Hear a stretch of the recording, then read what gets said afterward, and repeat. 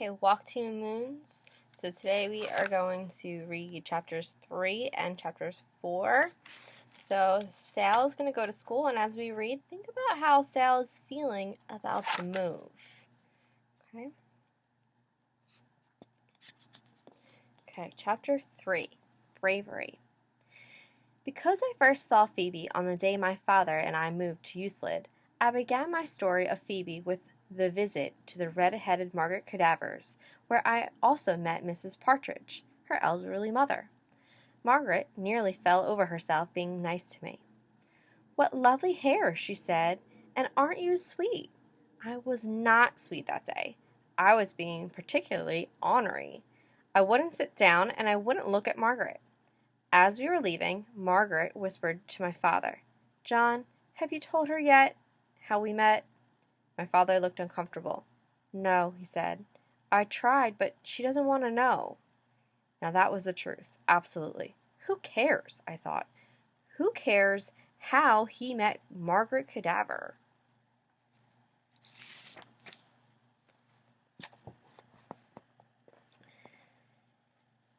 When at last we left Mrs. Cadaver's and Mrs. Partridge, we drove for approximately 3 minutes.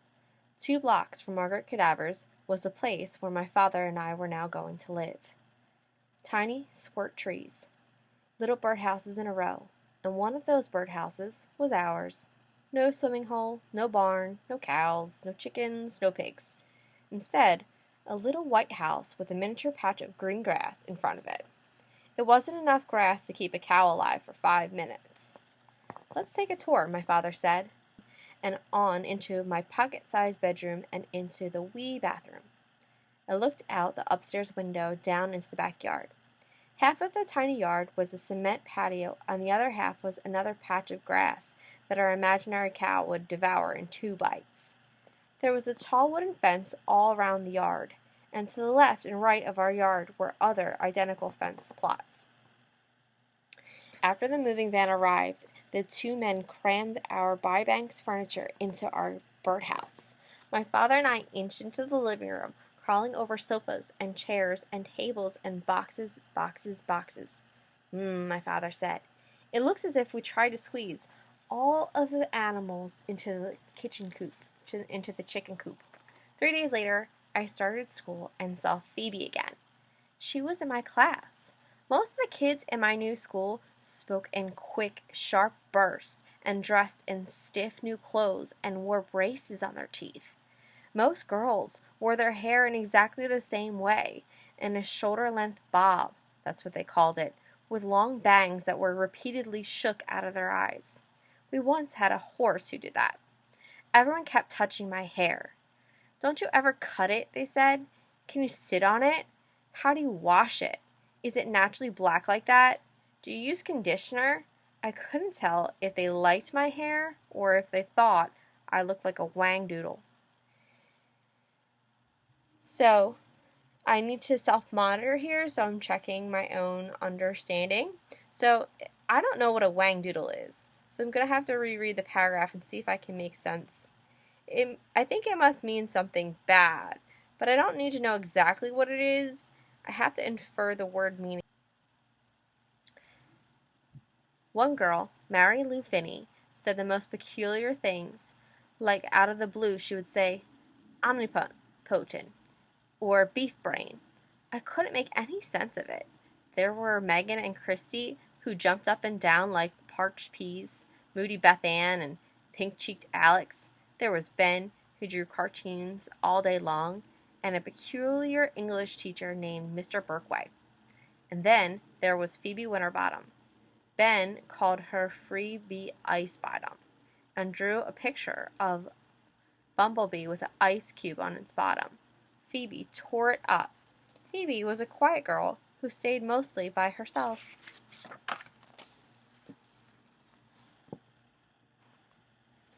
She had a pleasant round face and huge, enormous, sky-blue eyes, and around this pleasant round face her hair, as yellow as a crow's foot, curled in short ringlets.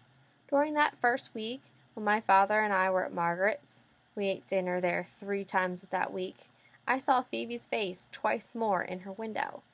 Once I waved at her, but she didn't seem to notice, and at school, she never mentioned that she had seen me. Then one day, at lunch, she slid into the seat next to me and said, "Sal, you're so courageous. You're ever so brave. To tell you the truth, I was surprised. You could have knocked me over with a chicken feather." "Me? I'm not brave," I said. "You are. You are brave." I was not. I, Salmonaka Treehiddle, was afraid of lots and lots of things. For example, I was terrified of car accidents, death, cancer, brain tumors, nuclear war, pregnant women, loud noises, strict teachers, elevators, and scads of other things. But I was not afraid of spiders, snakes, and wasps.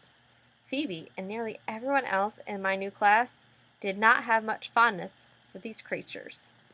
But on that day, when a dignified black spider was investigating my desk, I cut my hands around it, carried it to the open window, and set it outside on the ledge. Mary Lou Finney said, "Alpha and Omega, will you look at that?" Beth Ann was as white as milk. All around the room, people were acting as if I had single-handedly taken on a fire-breathing dragon. What I have since realized is that if people expect you to be brave, sometimes you pretend that you are, even when you are frightened down to your very bones. But this was later, during the whole thing with Phoebe's lunatic, that I realized this. At this point in my story, Graham interrupted me to say, "Why, Salmonaka, of course you're brave. All the Hiddles are brave. It's a family trait. Look at your daddy, your mama." "Mama's not a real Hiddle," I said. "She practically is," Graham said. "You can't be married to a Hiddle that long and not become a Hiddle. That is not what your mother used to say.